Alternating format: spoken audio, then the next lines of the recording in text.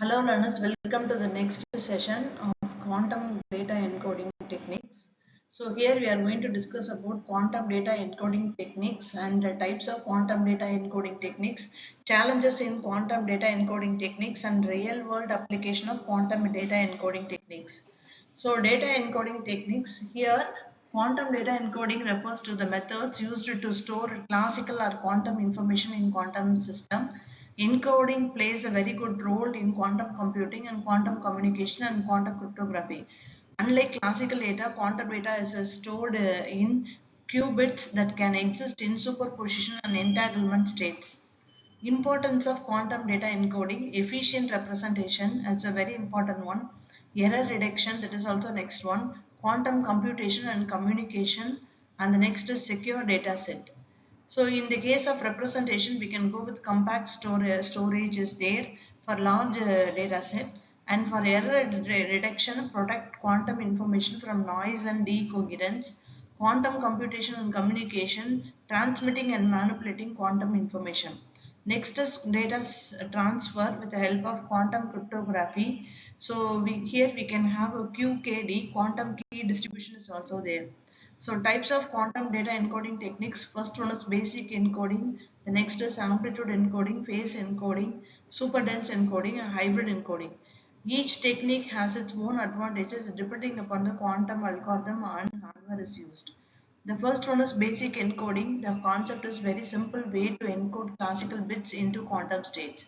Maps classical 0 and 1 to quantum ket 0 and ket 1 states. Example mapping is classical 0 is directly mapped to quantum ket 0. Classical 1 is directly mapped with quantum ket 1. Here we have the application is also there used in quantum circuits and quantum communication. Next is basic encoding in quantum computing. Basic encoding is a method in quantum computing to represent classical data using quantum states. It maps classical binary values directly onto computational basic states of a quantum state.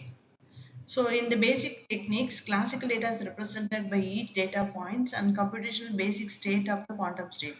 Computational basic state in quantum state is represented by ket x, which is equal to ket of bn minus 1, bn minus 2 up to b0, where which b is binary digit 0 or 1 representing a qubits. Each classical number directly corresponds to the quantum basic state. If we have n qubits, we can go with the 2 to the power n possible classical states are there. So here we have a very simple example encoding three classical values. Suppose we have to go with encode the number 0, 1, 2, 0, 1 and 2 with the two qubits. The corresponding binary representation is 0 is ket 0, 0, 1 is ket 0, 1 and 2 is ket 1, 0. Each classical number corresponds to the unique computational basic state. Simple basic encoding. Here we have a simple implementation with the help of Qiskit. Import, the first step is import necessary modules from Qiskit, import quantum circuit, and we can go with a different kind of packages are to be included with, for running a very simple quantum circuit algorithms. Next is from Qiskit visualization import for a graph representation. So for the classical data to be encoded in the format of classical underscore data, which is equal to 110. So we need to create a quantum circuit with the same number of qubits as a bit of string length. So QC, which is equal to quantum circuit of bracket len of classical data. Next we are moving on with encode the classical bits into quantum state. So for I bit in enumerator, we are just going to pass the classical data. So if bit double equal to 1 means we are directly go with qc dot x of I. So here we are going to pass the value of x not gate to flip get 0 or get 1.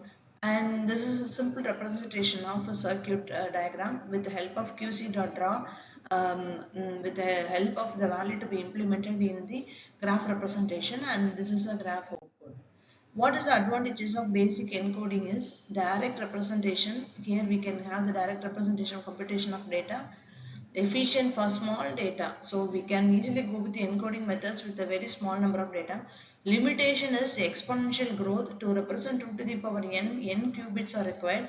This means it does not provide comparison benefits. and it is not suitable for superposition. Next is amplitude encoding. Here we are going to encode the classical data into amplitudes of quantum states. Allows encoding of n classical values into log to the power log to the base of 2 of n qubits, making it highly efficient. So classical vector a comma b is encoded as ket phi, which is equal to a of ket 0 plus b ket 1. For multiple values a, b, c, d, we going with the different kind of values of ket phi, which is equal to a ket 0 0 plus b ket 0 1 plus c ket 1 0 plus d ket 1 1. So here we have different kind of advantages is there in amplitude encoding. High comparison efficiency is there, and we can easily implement this kind of feature in QML.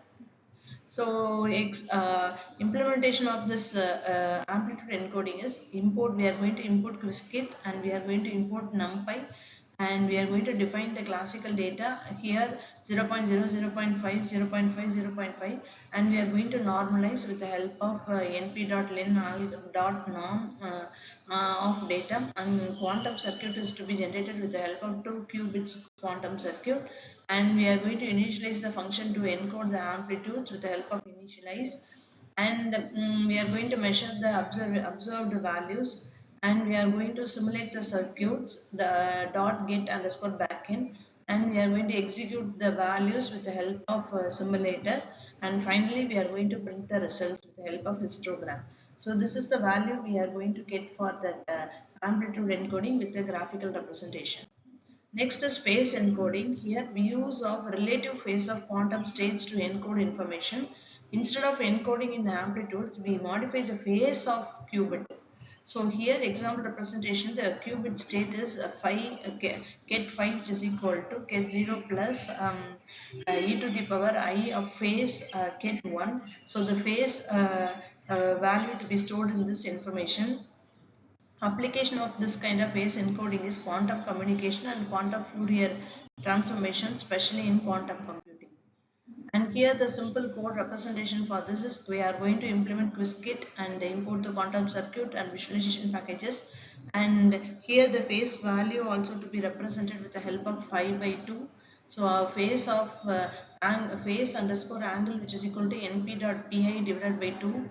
So it's a representation of 90 degree, and we are going to create a quantum circuit, and we are going to use R as a gate to encode the phase and measure all the values, and simulator is also to be executed here, and finally the job is submitted and the value to be entered into the next is super dense encoding. Allows two classical bits to be encoded into one qubit using entanglement. Example mapping here is, here we are used two states. So theta ket theta plus, which is equal to ket 0 0 plus ket 1 1 divided by root 2, that is two classical bits here, and this 0 0 is represented as ket theta plus, and 0 1 is represented as ket theta minus, 1 0 is represented as ket phi plus, and 1 1 is represented as ket phi minus. So we have many advantages compared to other kind of encoding techniques. So in super dense method, we have a highly efficient quantum communication is there to send more data in qubits format. This is also used in quantum networks and quantum computation.